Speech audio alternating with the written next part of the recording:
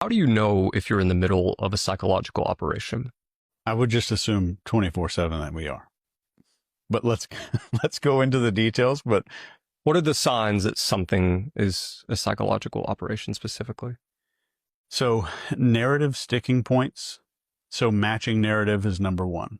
And matching narrative means that I'm hearing pretty much the same messaging from media outlets, celebrity influencers, which is number two, and authority. Authority.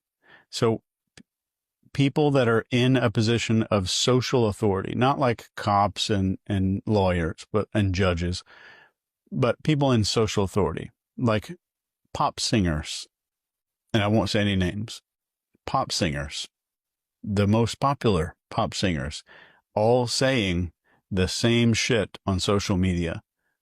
That should terrify you to the deepest part of your core, that none of this is real, or none of this is what it seems like.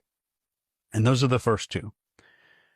Number three is if you're seeing people silenced or ostracized for disagreeing with an idea. We saw this during the pandemic, like crazy. There were Harvard educated medical doctors that were kicked off of social media, which is our greatest fear of human beings, is being ostracized socially. It's greater than death. This is why public speaking is rated higher by almost everybody than death. And it's not public speaking that we're afraid of. It's being out there and having a big idea and then getting rejected by a large crowd. That's what terrifies human beings. And you can leverage the shit out of that, especially when you can manufacture an artificial tribe on social media. So Harvard educated doctors that disagreed with this mainstream narrative were getting banned. And the dude, I can't remember his name. I wish I could, but the dude who invented mRNA vaccines was on there and went against the narrative and got ostracized. The dude who invented this kind of vaccine, it's unbelievable. So like, and that step three, just remember in your mind that if an idea requires suppression to exist, it's a horrible idea and it's most likely a psyop. Good ideas don't need to suppress other people. Good ideas travel on their own. Good ideas spread on their own. It doesn't need suppression by itself. Howdy, howdy, welcome back to my tiny corner of the internet. And so in today's video, I want to talk about the great Democratic gaslight. It almost sounds hyperbolic, but after watching that video, it came across to me, it came to me, the vast amount of social engineering that goes into American soft power. And you have to admit, it's actually fairly impressive that, the United States has excelled really good at soft power control, narrative control. Even so, like the elites, wanted to control the narrative after the Donald Trump election is because he was an outsider that bulldozed himself into mainstream politics. And so I want to talk a little bit about the dynamics of clout, gaslighting, and psyops, is because in the last video I talked about the mainstream left, and I said because of their over-socialized nature of always trying to follow whatever the crowd is saying, it makes them easily controlled, manipulated, and psyop, is because the fact is when you're online and you're looking at numbers on the screen, these are just numbers on the screen and can be astroturfed and engineered by anybody. And so the fact is that a sizable amount of people, when they use clout as a proxy for truth, they inevitably fall into a psyop or under the control of people who are controlling the narrative. And so, this is something I've learned through experience by engaging in internet politics. Before I started talking about the cost of living crisis and more or less engaging in those talking points, I originally started out as a content creator because at the end of 2022, I watched the average house price skyrocket to $500,000 and I was incredibly frustrated. The fact is that you had the World Economic Forum and BlackRock talking about how, in the future, everything will be a subscription service and everything will be a rental unit. And so I got incredibly frustrated at this, is because none of the mainstream politicians or even the main political figures within the debate sphere were talking about these ideas. And so when I did bring these ideas to these debate spheres, or so-called political spheres, I came as an outsider trying to bring different ideas that most people were thinking and feeling, but was not being elucidated by the mainstream political pundits, namely the cost of living crisis. And time again, for the first 2 or 3 years of my existence as a content creator, I basically stood still in the minority, trying to talk about the things that a lot of people thought and felt, but didn't have anybody to represent them. In fact, I was, in a way, trying to represent myself, talking about ideas that I wanted to have heard. And it's only culminating to the forefront now is because the fact is a lot of people placed hope in Trump that when he got elected that he would bring back this first term's, economies because, gas prices were all under $2. It was in the $1 range and the cost of living was rather affordable in that time period, or so it seemed. It seemed like that was a better period. And so people used Trump as kind of this proxy for bringing back what they saw as to be a better time. Is because under the Biden administration, you watch the average house price skyrocket to $500,000, within that span. Okay. And so the fact is housing became wildly unaffordable to younger generations while people lied and gaslit about it and told younger generations that they're just merely lazy or, just eat too much avocado toast. And so in today's video, there's a couple of things that I want to go over. Okay, because the interesting thing is, because I want to focus on this video talking about the dynamics of cloud, is because the fact is it's kind of an interesting thing. If you ever try and start out as a content creator trying to bring new ideas to the forefront, one of the things that I had a common problem with when I said in the last video that I jumped on the left without understanding the left is because of their over-socialized nature.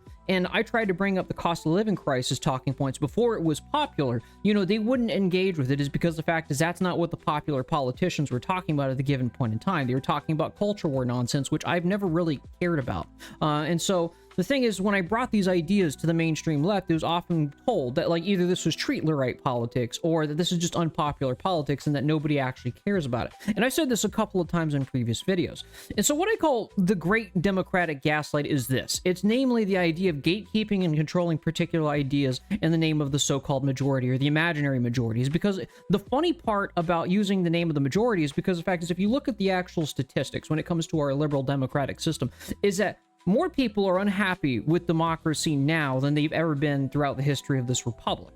And there's a reason for that, is because the fact is in the name of the majority, politics that offend the sensibilities of the ruling classes is largely filtered out and gatekept in the name of the popular politics. For many years, when it came to the political left or the economic left trying to basically get their way in the Democratic Party, they were told that it was not that these politics that people were talking about, the economically left politics, was unpopular with the majority. And the reason this is what the Democratic establishment would tell us, is that the reason why, the Democrats were losing was not because of their economic populist policies, but because the fact is that it was because of those policies that the Democrats were losing. And so they doubled down on culture war issues, pretending that was what the majoritarian politics were, but they really weren't. And then they scapegoated economic leftism in favor of that and then blamed economic leftism for their own culture war politics. And so that is why I call it the great democratic gaslight, is because the fact is, in the name of the majority, they will use clout as a proxy for truth to shut down dissonant ideas and also gatekeep and filter out certain ideas that they don't want to reach the majority in a sort of sense. And you can see this with the World Economic Forum. Look at Alex Karp and all these CEOs. All of a sudden, these people were talking about green stuff, green technologies, solar panels, wind farms, and DEI 10 years ago. But nowadays, you have the CEO of NVIDIA, CEO of BlackRock, Larry Fink, and all of a sudden they're very pro blue collar working class, people. All of a sudden they're trying to become this new populist narrative. The thing that you'll notice if you've been in politics long enough is that the ruling class adopts a kind of a co-opted and controlled version of populism with every round of populism that comes in around. Okay, with the Occupy Wall Street, you had economic populism and they filled it up with DEI to basically neuter it. And then you had right-wing populism, which just turned into boomer slopulism and preserving property values for boomers. Okay, and so you'll notice that whatever populist front grows over each decade, that the ruling class finds a way to co-opt and then control, and then they basically weaponize it against the people. This is the democratic gaslight that I'm talking about, is because this is why while these people talk about democracy and social control in the name of the majority, right? They will use in the name of the majority to shut down majoritarian ideas while gaslighting the majority that they are not the majority. And that's the greatest irony of the democratic system of all, is because the fact is, like I said in my previous videos, with these media elites and these social influencers, okay, and the same thing's going on with Israel using up OnlyFans models to basically promote their propaganda for $7,000 a talking point or whatever, right? Is that, when it comes to it, it's about promoting a narrative that, haha, we're the popular side, you're not, and so you should just give up on your politics. Okay. And so when I started out as a left-wing figure, I tried to reach left-wing politics and say, these are the issues that the working class talks about. And the majority of the broad mainstream left just did not care. You can watch my older shorts videos talking about that, where, you know, the idea of even paying like 3% of your income towards rent would be a pipe dream for the average American worker. And so, like, you know, getting hung up on that is just stupid and just alienates ordinary people because they're paying over 30 to 50% of their income towards rent. All these talking points got thrown out is because the fact is they were busy chasing some imaginary majority. And this translates on scale to basically a system that claims it represents the majority, but in fact does not represent the majority. And so the fact is, again, the great democratic gaslight. They don't actually represent ordinary people, but they claim to represent ordinary people. And this is a very, very powerful psychological trick to basically keep people in line. Because the fact is, it's like the guy who's the PSYOP expert said, you know, in that video, is that, you know, a lot of people are over-socialized midwits. And I might go into another video talking about how the fact is that it's an interesting thing that I've noticed throughout my entire lifetime, is that really only a minority of people actually get to live as individuals in this world. The vast majority of people are over-socialized midwits. 80% of people are over-socialized midwits that want to be a part of the group. They follow the clique, and they basically just follow whatever the cultural norm is at any point in time. The normie. The normie is basically the social enforcer of this cultural narrative that's established by the media elite. And so the vast majority of people are basically normies that enforce the social narrative that is handed down on them is because they don't want to go against the grain. It really is only a minority of people who live as true, authentic individuals that go against the grain and set their own values in the world. It almost sounds Nietzschean in a sort of sense, but it's true. Is because the vast majority of people are just that. They're normies. And so the fact is they're just going to fall in line whatever the popular politics it is at any given point in time. And so they're not actually capable of thinking for themselves. One of the biggest reasons that I am actually very anti-democratic is because because of this fact, okay? Think about it this way. If the vast majority of people are over-socialized midwits who are only parroting what is seemingly apparent at any given point in time, is that the true, authentic will of the majority? Is that the individual person's will actually coming to the forefront, you know, and actually being manifest? Is that the politic of democracy? You know, the rule of the majority, if that's the case. If everybody is just following in line whatever the current popular trend is at any point in time. If that's the case, then I rest my case. If the vast majority of people, i.e. the normie, is only following convention of whatever's popular at any given point in time, then they're not capable of thinking for themselves, and you've never really had a democracy. And so the consequence of that in every so-called democratic system is that you have the rising of a media elite that basically control the narrative and dictate what the majority thinks. They manufacture consent on what they believe the majority to want. Even though you look at the actual poll numbers and you ask these very same normies whether or not their lives have gotten better or whether or not things have gotten better for them, they'll say no. Is because the fact is they're so busy following what has been dictated and handed down to them by the media elite, you know, and it doesn't actually benefit them, is because these policies are essentially just being passed and dictated down to benefit that particular class of people at the top of society, i.e. the ruling class. You know, and you're going to watch this. You're going to watch this with Alex Karp and the World Economic Forum and the ruling class when they start moving to the narrative of this, you know, boomer sloppulous, you know, blue-collar worker, pro-blue-collar worker regime. Even the fact is they're not going to do anything about it. 10 years down the line, they're going to oversaturate the blue-collar working class, you know, fields, you know, with so many people jumping into it. They're going to rug pull them and then basically insult them just like they're doing to white-collar workers today. And so that's the interesting thing. If democracy has always been, if every democratic system and every person who is just basically, i.e. the normie, is just an over-socialized midwit that follows whatever current trend is going on right now, and it can be gaslit by immediately, then there is no such thing as democracy. Even though these formal democratic systems claim themselves to be a democracy, it's still being puppeted and controlled by a minority of people in a dishonest way. And I'm starting to sound like a monarchist when I say that. I personally don't care, but the fact is this is just the reality of things. This is not arguing for any prescriptive system. This is just a recognition of reality that the vast majority of people cannot think for themselves. That's not to antagonize the ordinary person, because the ordinary person, like I said in my previous videos, just wants to be left alone to do their own things. They don't care about politics, nor will they ever care about politics. And so the fact is, nor do they really want to invest a lot of time into politics. When the normie gets involved into politics, you fucked up as an elite. Is because the fact is, if the normie is invested into politics, that means your system is not working. And so the normie is getting desperate to want to change it to something that does work for him so he can get out of politics. It's the same with the Russian Revolution. When the Russian Revolution, do you think the average person in the Red Army cared about communist theory? No, he just wanted to basically put food on his plate and be able to feed his family. Is because the average person just wants these bare necessities so they can raise their family in peace and have a roof over their head and then live their lives. So democracy is a farce in this sort of regard. With that being said, one thing he did say that I do appreciate, and what he said in this video, is that good ideas don't need suppression to keep themselves. And so, to keep themselves relevant. That's the interesting thing.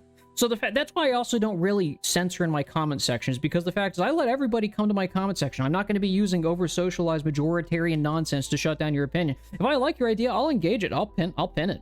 No big deal for me. If your idea is stupid, I'm just going to say, okay, cool, you're free to have that opinion. You're allowed to do whatever you want at the end of the day. It's like that one resident troll in my comment section, GYFS. He's free to think whatever he wants. He's like cheering for white genocide in my comment section. I couldn't care less. The thing is good ideas very rarely require suppression to basically persist themselves, to keep themselves. And that's kind of the interesting thing. So when it comes to American soft power, and this is one thing I would criticize the establishment elite, is because the funny is that, like, you know, when it comes to American soft power, is that it more often than not relied on hard power that doesn't really exist as it used to be, and namely enfranchisement.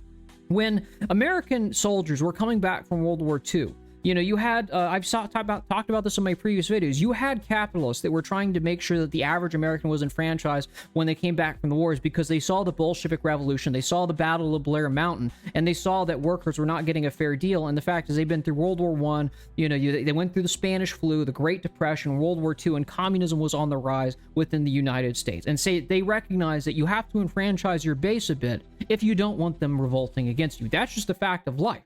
And so the funny part is, what people call soft power, you know, to be able to gaslight and maintain a narrative, is only as real as long as you have a good regime. And a good regime can only be done with good, solid politics that enfranchise your majority base. If, you know, you have a well-enfranchised majority, they have no reason to revolt. They have no reason to rebel. Even if you're doing the most sadistic and cruel things abroad, imperialism, okay? If the 80% are enfranchised and the other 20% are bleeding heart radicals that don't like the morality of the regime, they can't do anything because they can be controlled by counterintelligence.